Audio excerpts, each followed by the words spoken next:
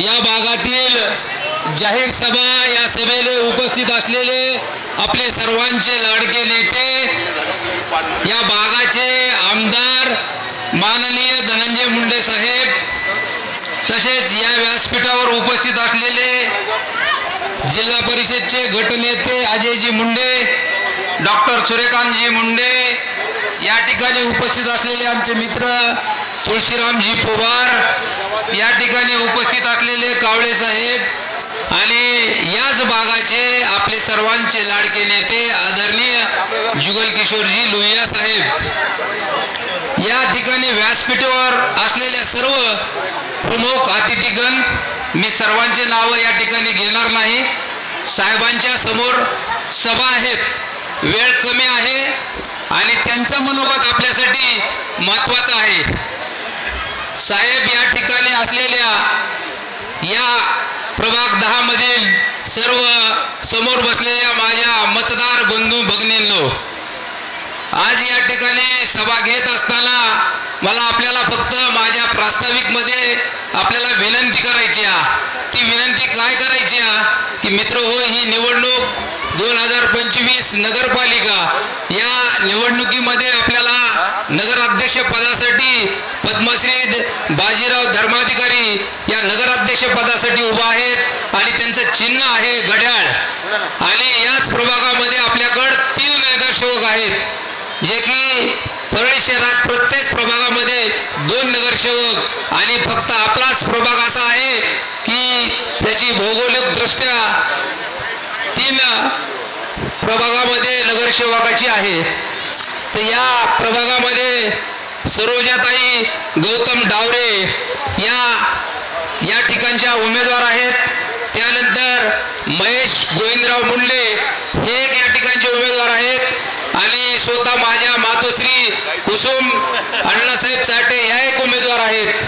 तर या ठिकाणी आपल्याला 3 मतदान या घड्याळी या चिन्हापुढे करायचे आणि 1 मतदान कमळ या चिन्हापुढे करायचे. साहेब या ठिकाणचे काही प्रश्न आहेत. आज या ठिकाणी प्रश्न कुठले आहेत साहेब?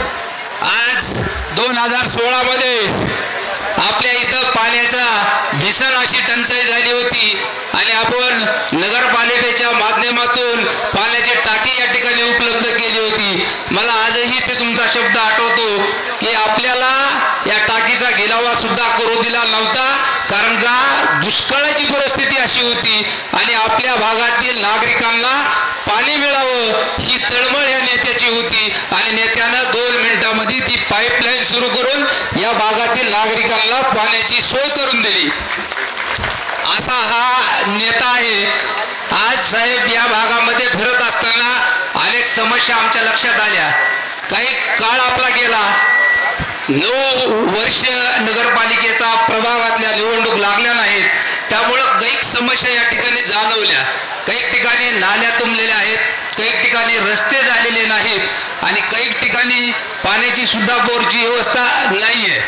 म्हणून आमची एकच भावना आहे की आपल्याकडून या सुविधा आम्हाला ताकदीनं करून घ्यायच्यात. तुम्ही आम्हाला द्यायला बसलेला आहेत, पण करून घेणं हे आमचं काम आहे. साहेब दुसरी समस्या अशी आमची इथं की आमचा हा पट्टा जे आहे त्या ब्रिजच्या दोन्ही साईडचे रोड झालेत. पहिले रोड नसल्यामुळं धुरळा फार भरपूर असायचा या ठिकाणी, पण MSCB मधलं हे गेट बंद झाल्यामुळं इथल्या दुकानदाराची लाईन पूर्ण बंद झालेली आहे.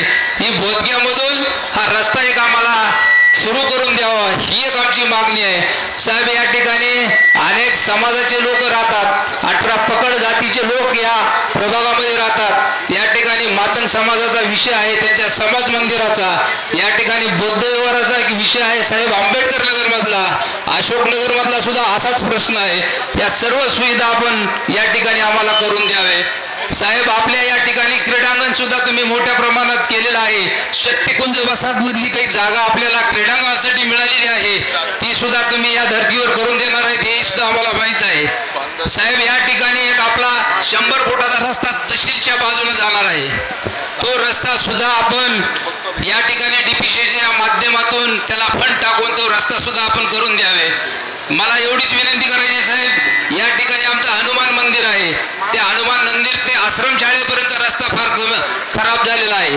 त्या रस्त्यासाठी त्यासाठी आपण आम्हाला भरघोस अशी निधी द्यावी। या ठिकाणी भगवान बाबा या मंदिरापासला सुद्धा रस्ता खराब आहे साहेब, पाण्याची टाकी आहे तिथं पूर्ण पाणी साचलेलं आहे, त्या ठिकाणी सुद्धा आम्हाला सोय करून घ्यायची आहे, त्या माध्यमातून सुद्धा तुम्ही आम्हाला या ठिकाणी निधी द्यावे।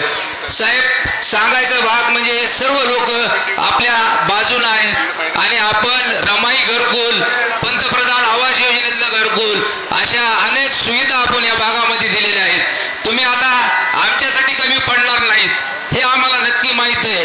आणि मित्रांनो तुम्हाला सांगायचं म्हणजे दुसरा एक भाग असा आहे, आज या ठिकाणी RPI, शिवसेना, भारतीय जनता पार्टी आणि राष्ट्रवादी अशी मिळून महायुतीची या ठिकाणी संघटक मजबूत अशी युती झालेली आहे आणि या युतीमध्ये काम करणारे आपल्या परळी शहरात हे दोनच चेहरे होते, एक म्हणजे आदरणीय आमच्या नेते पंकजाताई आणि दुसरे आमचे नेते धनंजय भाऊ। आता ह्या दोन बहीण भाऊ जर एक झालेले असले तर दुसऱ्या कोण इथं तुमचे कामं करणार आहे हा प्रश्न मला तुमच्या समोर ठेवायचा आहे। आज ही ताकद एवढी आपली आहे तर या ताकदीसाठी आपल्याला एकच करायचंय। आज मी धनंजय मुंडे साहेबाबरोबर फोनवर चर्चा करत असताना त्यांना मी म्हणलं साहेब हे आमच्या तिन्ही सीट भरघोस मताने निघणार आहेत।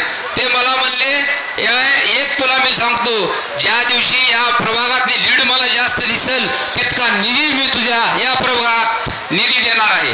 म्हणून आता मित्रबंधूंनो आणि या ठिकाणचे मतदार बंधूंनो मला एकच तुम्हाला सांगायचंय, आपण जितकी लीड देतात तितका विकास या भागामध्ये आणायचं काम आम्ही साहेबाच्या मागे लागून करू। एवढंच बोलून या ठिकाणी मी थांबतो आणि घड्याळ आणि कमळ हे चिन्ह लक्षात ठेवा आणि भरघोस असं मताने